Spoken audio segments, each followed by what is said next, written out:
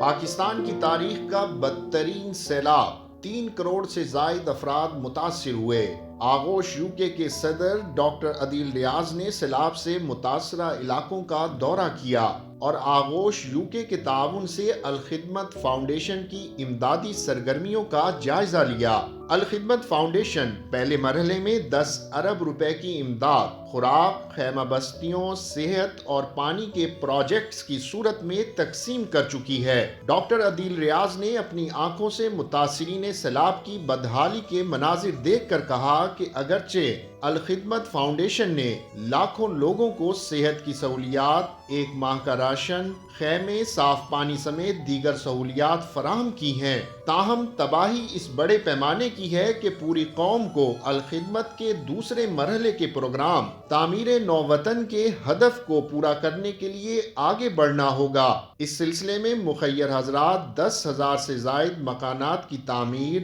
سینکڑوں مساجد، سکولز اور اسپتال کی تعمیر کے لیے آگے آئیں۔ آغوش یوکے کے صدر ڈاکٹر عدیل ریاض نے یہ بھی کہا کہ سیلاب زدہ علاقوں میں جتنے بھی یتیم بچے ہیں ان کی کفالت کا بھی اہتمام کرنا ہوگا اور صاحب ثروت لوگوں سے اپیل ہے کہ وہ آگے بڑھیں اور تعمیر نو وطن پروگرام میں اپنے حصے کی اینٹ ضرور لگائیں۔